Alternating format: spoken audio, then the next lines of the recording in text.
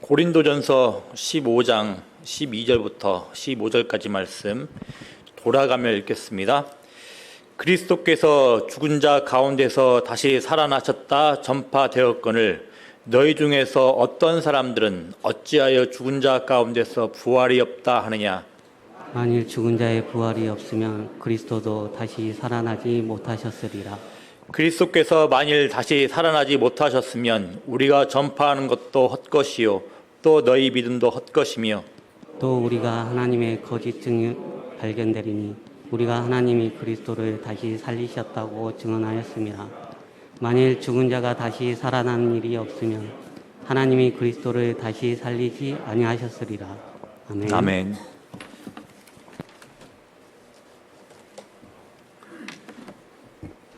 자, 우리 사랑하는 성도 여러분, 한 주간 어떻게 평안하셨습니까?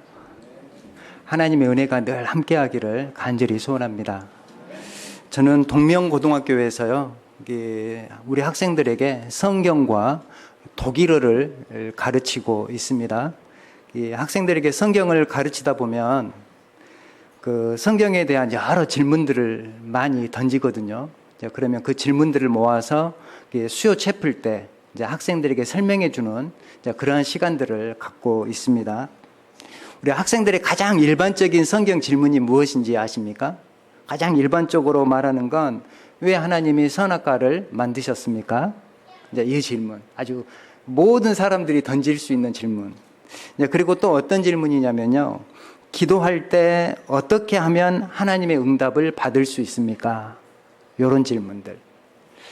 자, 그리고 또 한 가지는 그것과 관련해서 우리가 보통 사람들이 하나님의 응답을 받았다고 하는데 그 응답을 받을 때 하나님의 음성을 직접 듣게 됩니까? 이제 이런 질문들. 학생들의 입장에서는 정말 궁금한 것들일 수 있을 것 같아요. 왜? 그걸 경험하지 못하면 이게 손에 안 잡히잖아요. 이제 그러니까 당연히 그런 질문들을 던질 수 있을 것이다 라고 생각을 해보게 됩니다. 이 기독교의 부활에 관련해서도요, 학생들이 종종 질문을 던지는데요. 이 기독교의 부활과 관계해서 학생들이 던지는 아주 일반적인 질문이 무엇이라고 생각하십니까? 이런 질문을 던집니다. 목사님, 기독교의 부활과 불교에서 말하는 환생의 차이는 무엇이죠? 라고 이게 질문을 던질 때가 많이 있습니다. 어찌 보면 우리 성도님들도 이러한 질문들을 한번 깊이 한번 생각해 보면, 그리고 그 질문에 대한 명확한 답을 우리가 가지고 있으면 우리의 신앙이 좀 더 성숙할 수 있거든요. 이게 좀 더 분명한 걸 우리가 붙잡고 나갈 수 있는 거거든요. 그래서 오늘은 제가 여러분들과 함께 성경이 가르치는 부활의 특징이 무엇인지에 대해서 짧게 말씀을 드리려고 합니다. 자, 그래서 순서는 이렇게 하려고 해요. 이 기독교 부활의 중요한 특징 세 가지를 말씀을 드리겠는데요. 이걸 말씀드리기 전에 두 가지 여러분이 꼭 기억해야 될 거, 이 부활과 관계해서 두 가지를 먼저 말씀드리고 이 기독교 부활의 중요한 특징에 대해서 세 가지를 제가 여러분들에게 말씀을 서로 나누기를 원합니다.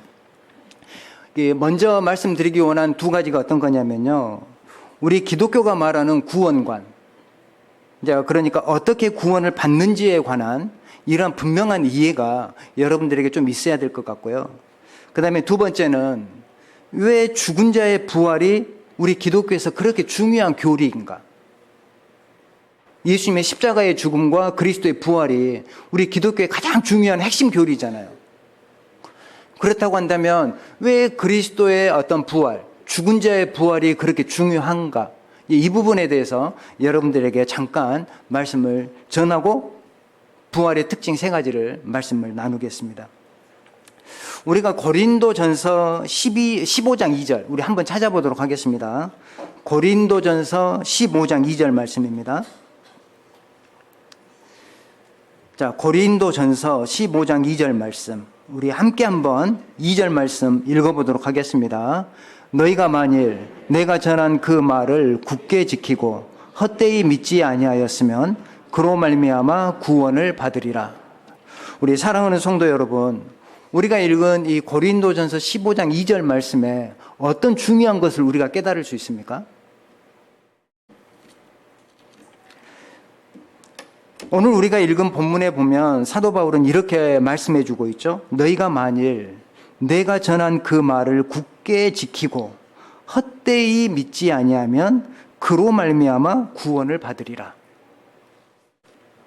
먼저는요, 여기에서 사도 바울이 전한 그 말, 내가 전한 그 말을 굳게 지키면, 그랬을 때 그 말이라는 것은 좁게 말하면 이 고린도전서 15장은 죽은 자의 부활에 대한 어떤 설명이잖아요. 그러니까 좁은 의미로는 이 부활에 관한 분명한 믿음, 이걸 두고 말하는 거고, 이걸 좀 더 넓게 말하자면 그리스도의 복음, 이렇게 우리가 이해를 해볼 수 있다라고 말씀을 드릴 수 있습니다. 그러니까 바울이 전한 그 말이라는 게 좁은 의미로는 죽은 자의 부활에 관한 것이고, 그리고 넓게는 그리스도의 복음에 관한 말씀이다. 그런데요, 이 죽은 자의 부활을 헛되이 믿지 않고 바르게 믿으면 그것으로 구원을 받는다라고 이야기를 해주고 있어요.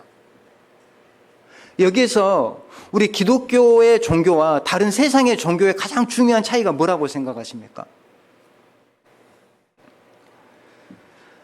사도 바울은 이렇게 말을 해주고 있죠. 우리가 사도행전을 보면 빌립보 감옥에서 이 간수가 자결을 하려고 할 때 이 바울과 실라가 그 간수에게 말을 하죠. 그렇게 하지 말아라. 우리 도망치지 않고 이 감옥에 그대로 있으니까 너 죽지 않아도 된다. 라고 말을 하니까 그 간수가 바울 앞에 엎드리잖아요. 그리고 난 다음에 뭐라고 합니까? 내가 어떻게 하여야 구원을 받느냐? 라고 말을 했을 때 사도 바울이 뭐라고 말했습니까?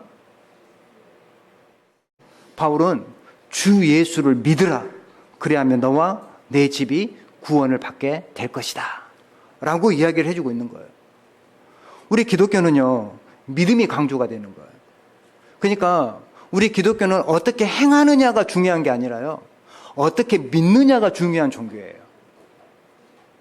그러니까 여기 가장 기본적인 것에서 우리가 실수를 하는 건 뭐냐면 가장 기본적인 원리를 놓치고 우리가 뭔가를 막 열심히 하려고만 해요. 이건 자칫하면 우리 기독교의 가장 중요한 어떤 핵심의 어떤 그리스도의 복음을 붙잡지 않고 뭔가를 열심히 하려고 하면 다른 길로 가게 되는 거예요. 율법 행위로 가는 거예요. 사도 바울이 빌립보 감옥에게 그래 너 할례를 받아야 되고 율법에 여러 조항들이 있는데 그걸 다 지켜야만이 너 구원을 받는다라고 말을 한 게 아니라 주 예수를 믿으라. 그러면 너와 내 집이 구원을 받게 될 것이다. 라고 이야기를 해주고 있는 거예요. 어떻게 행하느냐 부분이 아니라 어떻게 믿느냐, 어떻게 성경을 읽느냐, 이게 정말로 중요한 부분이 우리 기독교의 아주 중요한 포인트다라는 걸 다시 한번 말씀을 드립니다.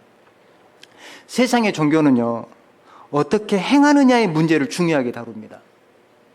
여러분이 알고 있는 종교들 봐보세요. 불교, 이슬람 종교, 그리고 여러 힌두교, 이 세상에 여러분이 알고 있는 모든 종교를 다 들이대 보십시오. 그 모든 종교들이 어떻게 해야 구원을 받는다고 말합니까? 뭔가 덕을 쌓아야 돼요. 뭔가 어떤 공을 세워야 돼요. 어떻게 행하는 것을 강조하는 종교들이 세상 종교예요. 그러나 우리 기독교는 그게 아니죠. 주 예수 그리스도를 믿으라. 그러면 너와 내 집이 구원을 받는다. 그러니까 이게 뭐냐면 예수님에 대한 온전한 이해, 예수님에 대한 온전한 깨달음, 이게 우리 어떤 구원의 출발이다라는 걸 우리가 꼭 기억하셔야 되는 겁니다. 출애굽 때 그 이스라엘 자손이 율법을 지켜서 하나님의 백성이 된 것이 아니죠. 율법이 주어진 것은 출애굽 이후에 주어진 거잖아요. 그러잖아요. 그러니까 하나님은 이미 이집트에 있는 이스라엘 백성을 하나님의 백성으로 삼으셨어요. 그리고 난 다음에 그들을 출애굽시켜서 광야에서 모세를 통해서 그들에게 율법을 주셔서 하나님의 백성은 이런 어떻게 살아야 된다는 걸 보여주기 위해서 율법을 주신 거죠. 그래서 출애굽 때 하나님의 자손이 율법을 지켜서 하나님의 백성이 된 것이 아니고 하나님의 백성으로 부름을 받고 출애굽해서 광야에서 율법을 받았다라는 사실입니다. 그래서 세상 종교는 하나같이 돌을 닦아서 그리고 수행을 하여서 그리고 공덕을 쌓아 구원을 받는다라고 말하지만 성경은 그리고 성경이 가르치는 구원과는 예수 그리스도를 온전히 믿으면 너희가 구원을 받는다라고 가르쳐주고 있습니다. 사랑하는 성도 여러분, 우리가 왜 설교를 귀담아 들어야 됩니까? 왜 우리가 성경을 읽어야 됩니까? 이건 예수 그리스도를 온전히 알기 위해서예요. 예수 그리스도를 온전히 알아야만이 우리가 구원을 받을 수 있기 때문에 그렇습니다. 예수님을 허투루 믿으면, 예수님을 건성으로 믿으면, 그리고 예수님을 건성으로 이해하고 있으면 이건 구원받기 힘들죠. 성경이 그렇게 가르쳐주고 있어요. 그러므로 우리는 매주 목사님의 말씀을 통해 귀담아 듣고 그 말씀을 통해서 예수님이 누구인지 우리가 명확하게 이해하고, 그리고 우리가 스스로 성경을 읽으면서 아, 예수님이 이런 분이셨구나 박수를 치면서 우리의 믿음을 더욱더 단단하게 만들어갈 필요가 있다라는 것을 말씀드리고 싶습니다. 자, 그러면 우리 기독교는 하나님의 말씀을 그래서 중요하게 여기고 그리고 설교를 중요하게 여기는 겁니다. 하나님의 말씀을 듣고 읽고 하면서 예수님에 대해 온전히 알고 바른 신앙 고백을 하여서 구원에 이른다라는 것을 우리가 분명히 이해하고 계셔야 될 줄로 믿습니다. 이 구원받은 자의 합당한 삶이 그 후에 강조가 되는 거예요. 우리가 보통 우리가 어떤 성도의 합당한 삶을 가르치잖아요. 정직하게 살아라. 그래, 정말로 세상의 빛과 소금의 역할을 잘 감당해라. 라고 하는 것은 이것이 조건이 아니에요. 너 구원받으려면 정말로 선을 행해야 되고 착한 일을 해야 되고 참으로 모든 사람들과의 관계 속에서 정말로 덕이 돼야 된다. 이것은요, 조건이 아니에요. 이것은 구원받은 백성에 마땅히 그렇게 살아야 되는 거예요. 조건이 아니라는 거예요. 조건이 아니는 거예요. 그래서 올바른 신앙 고백이 없이 삶을 강조하는 것은 자칫하면 기독교를 도덕종교로 만들 수 있는 우를 범할 수 있는 겁니다. 그런데 요즘에 우리 기독교를 보면 그 반대가 되어가고 있는 것을 많이 느껴요. 우리가 교회 봉사해야죠. 교회 봉사를 안 하면 교회가 어떻게 돌아갑니까? 우리 권사님들 늘 교회를 위해서 참으로 여러모로 봉사도 하시고, 우리 안수 집사님들, 그리고 우리 장로님들, 참으로 여러 우리 성도님들이 교회를 위해서 내 몸처럼 열심히 봉사를 하시잖아요. 그게 나쁜 게 아니고, 정말로 중요한 건 그 봉사도 중요하지만 그 전에 말씀에 대한 철저한 훈련이 필요하다는 겁니다. 분명한 어떤 말씀의 확신, 이 말씀이 정말 이렇구나, 이런 분명한 확신을 가지고 교회의 몸된 교회, 주의 몸된 교회를 섬길 때 이러한 봉사의 능력이 나타나는 겁니다. 그런데 종처럼 억지로 아무 이유도 없이, 이유도 모르게, 그러니까 이게 맹목적으로 되어지는 봉사는 이건 정말 힘든 거예요. 그래서 말씀의 분명한 동의를 가지고 여러분이 교회에서 충성스럽게 봉사를 하면 하나님이 그 충성을 기쁘게 받아주실 줄로 믿습니다. 자, 그러면 두 번째 거 한번 생각해 보도록 하겠습니다. 우리 기독교 부활의 특징을 알아보기 전에 이런 질문을 던져볼 수 있는 거죠. 여러분이 생각하기에 왜 기독교에서 이 죽은 자의 부활이 중요하다고 생각하십니까? 한 번쯤 생각해 보셨습니까? 왜 기독교에서 이 죽은 자의 부활이 그렇게 중요하지? 그냥 부활 없어도 그냥 하나님의 구원, 구속 사역이 이루어질 수 있는 것 아닌가? 왜 꼭 굳이 예수님이 죽으셔가지고 다시 부활을 하셨지? 이 부활이라는 게 과연 어떤 의미가 있지? 왜 그토록 중요한 의미가 있지? 이건 우리가 곰곰이 생각해 봐야 될 질문이거든요. 이 부활이라는 건 옛 육체를 벗어 던지고 신령한 육체를 얻는 거잖아요. 신령한 육체를 다시 얻는 거잖아요. 옛 육체를 벗어 던지고 땅에 집어 던져버리고 이제 하나님이 주신 새 육체를 얻는 거잖아요. 그게 부활이지 않습니까? 이것은 우리가 영원한 나라를 이해하는데 아주 중요한 실마리를 제공하기 때문에 중요해요. 자, 우리는 지금 현재는 죄가 가득한 이 세상 속에서 살아가요.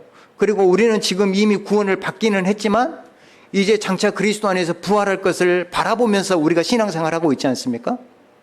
그리고 난 다음에 예수님이 부활의 첫 열매로 부활하셨고 예수님이 재림하실 때 그리스도 안에 있는 우리들이 정말로 영광스러운 몸으로 새롭게 부활하지 않겠습니까? 그 영광스러운 부활의 이해는 어떤 의미가 있느냐면 우리가 누리게 될 그 영원한 나라의 성격을 말해주고 있는 거예요.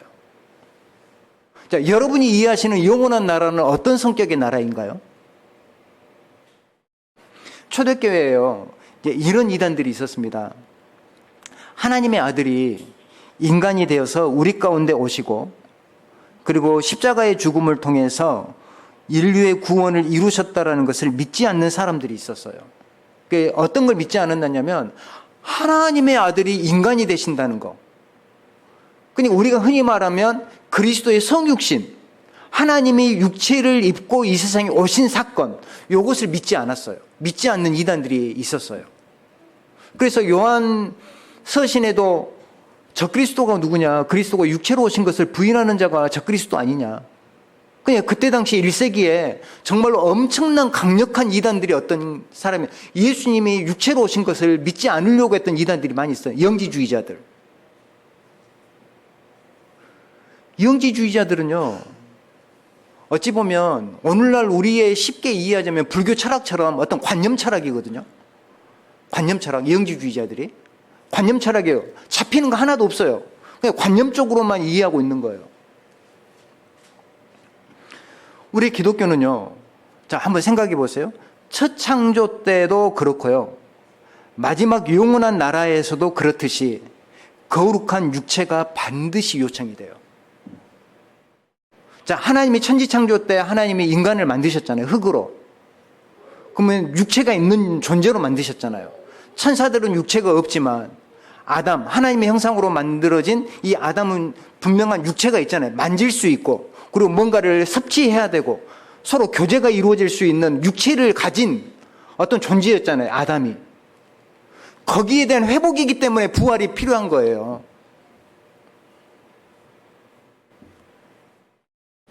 하나님이 인간을 육체가 없는 영적인 존재로 만들지 않았듯이 영원한 나라에서도 거룩한 육체가 반드시 요구가 되는 거예요.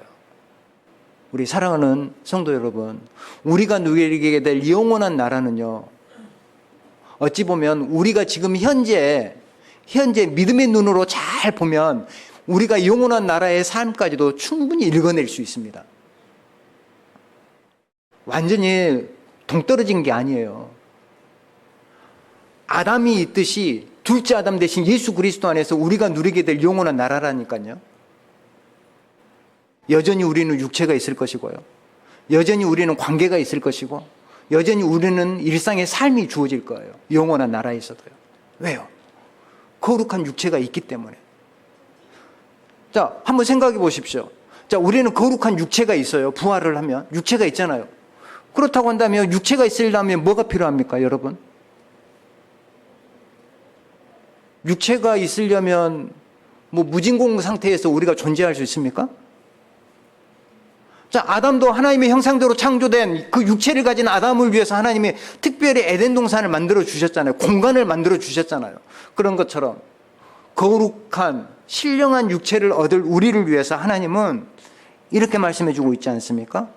새 하늘과 새 땅을 준비해 주신다라고. 만약에 우리가 부활이 필요 없다고 한다면 새 하늘과 새 땅도 필요 없죠. 이 새 하늘과 새 땅은 천사를 위해서 주어진 게 아니라 우리를 위해서 하나님이 예비해 놓으신 공간이에요. 이게 우리 기독교의 부활을 이해하는데, 그리고 영원한 나라의 성격을 이해하는데 너무나도 중요한 포인트다라는 것을 말씀드리고 싶습니다. 자, 그러면 제가 이 시간에 우리 학생들이 질문하는 거, 목사님, 기독교의 부활과 이 불교의 환생이 어떤 차이가 있어요? 이런 질문을 하는데 저도 그거 가지고 고민을 많이 했겠잖아요. 설명을 해주려면. 고민을 많이 해서 했는데 저도 이번 설교를 준비하면서 이제 여기에서 좀 더 추가적으로 묵상하면서 우리 성도님들과 좀 나눠봐야 되겠다. 이런 생각으로 준비를 해보게 됩니다. 세 가지 중에 첫 번째, 이 기독교의 부활의 첫 번째 특징은 어떤 거냐면요. 이 기독교의 부활은 부활 이후에는 죽음이 다시 없는 상태예요. 우리가 부활을 했다. 그러면 그 이후에는 죽음이 더 이상 우리에게 영향을 미치지 않는 상태. 이게 기독교에서 말하는 부활의 첫 번째 특징이에요. 자, 아담은 처음에 하나님이 아담을 처음에 창조하시고 선악과의 시험을 주셨잖아요. 그랬을 때 아담의 처음 상태를 우리가 보수적인 신학자들은 어떻게 아담의 처음 상태를 이렇게 표현을 하거든요. 영생이 가능한 상태와 죽을 수 있는 가능성, 이 두 가지 가능성을 동시에 가지고 있다라고 이야기를 해요. 최초 아담에게는 영생할 수 있는 가능성과 죽음을 맞이할 수 있는 가능성을 동시에 가지고 있는 존재 상태라고 이야기를 하거든요. 그런데 우리 그리스도 안에 있는 우리는 죽지 않을 육체를 얻게 되는 거예요. 그러니까 죽을 가능성이 없어요. 그래서 이게 거지 나사로와 부자 이야기할 때 죽고 싶어도 죽지 못한다 그러잖아요. 그러니까 영원한 세상에서는 이제 더 이상 죽음이 없어요. 이 죽음이라는 건 죄의 형벌의 결과잖아요. 이 죽음이라는 건 이 죄에 대한 결과, 하나님의 형벌로서 주어지는 것이 이게 죽음이기 때문에. 근데 그 모든 형벌이 끝난 이후에는 더 이상 죽음이 찾아오잖아요. 의인이든 악인이든. 그래서 요한 사도도 요한계시록 21장 4절에서 이렇게 말씀해 주고 있지 않습니까? 주께서 모든 눈물을 우리 눈에서 닦아주시고 다시는 사망이 없고 애통하는 것이나 곡하는 것이나 아픈 것이 다시 있지 아니할 것이다 라고 말씀해 주고 있어요. 영원한 나라가 되면 더 이상 죽음이 없대요. 얼마나 행복해요. 히브리서는 참으로 모든 사람들이 참으로 죽기를 두려워해서 평생 두려워하면서 산다고 했는데 이제 영원한 나라가 되면 더 이상 아픈 것도 없고 참으로 죽을 것도 없고 하니까 근심 걱정이 없지 않습니까? 사실 우리가 비록 신앙생활을 하기는 하지만 우리 안에 근심거리들이 많잖아요. 몸이 아프면 이 몸 아프면 이제 언제 또 어떻게 이 가정이 힘들어질까? 이런 걱정, 근심 걱정. 그리고 우리 자식들이 어떻게 살 건가? 우리 장로님들이나 권사님들, 나이 드신 우리 부모님들은 늘 그런 걱정이잖아요. 봐보면. 이 세상 사는 것은 늘 근심과 함께 살아가는 거예요. 그러나 영원한 나라가 되면 죽음이 없기 때문에, 죽음이 없다는 건 아픈 것도 없을 것이고 더 이상 모든 어떤 슬픈 것들이 없지 않습니까? 그러면 거기에는 정말로 행복한 평안함 가운데 안식을 누리며 살게 되는 것입니다. 일반적으로 부활하면은 우리가 자칫 생각하는 게 뭐냐면요, 이 부활하면 죽은 자가 다시 살아나는 것만 생각하거든요. 죽은 자가 다시 살아나는 것. 이제 그렇다고 한다면 성경에 예수님이 죽은 자를 다시 살리신 사건이 3번 나오거든요. 여러분 잘 아시죠? 자, 예수님이 복음서를 보면 죽은 자를 3번 살려줬어요. 어떤 거냐? 방금 죽은 야이로의 딸. 방금 죽었어요. 근데 예수님이 살려주시잖아요. 그리고 난 다음에 죽어가지고 이제 며칠 지나서 장래 행렬 가운데 있는 과부의 독자를 살려주잖아요. 그리고 난 다음에 나사로, 죽은 지 이제 4일이 돼버렸어요. 이제 무덤에 이미 묻혀버렸어요. 그런데 그 나사로를 예수님이 살려주시잖아요. 그 가운데 우리가 잘 아는 대로 나사로를 다시 살리신 사건 아주 유명하지 않습니까? 나사로야! 나오너라! 라고 하니까 그 죽음의 자리를 다 털어버리고 살아서 나오잖아요. 그런데 중요한 건, 그런데 나사로가 다시 살아난 사건을 우리가 부활이라고 말합니까? 부활이라고 말하지 않죠. 왜? 기독교가 말하는 부활은 그 이후 다시 죽음이 없는 상태를 말하는 거거든요. 그런데 죽은 나사로가 다시 살아나긴 했지만 그 나사로는 나중에 결국 다시 죽지 않았습니까? 자, 그럼 지금 나사로 있지 않잖아요. 이미 죽었잖아요.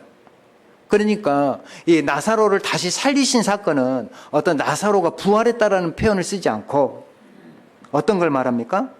나사로가 다시 살아난 것은 죽은 자가 다시 살아날 수 있다라는 걸 우리에게 보여주는 거고, 그리고 난 다음에 예수님이 생명의 주인이심을 보여준 아주 중요한 사건이라는 것을 우리에게 말해주는 거예요.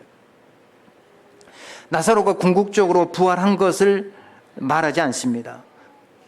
근데 자, 그러면 여기서 한번 생각해 보시게요. 자, 우리 기독교에서 부활은 이제 부활하고 난 다음에 그 뒤에 죽음이 있다 없다?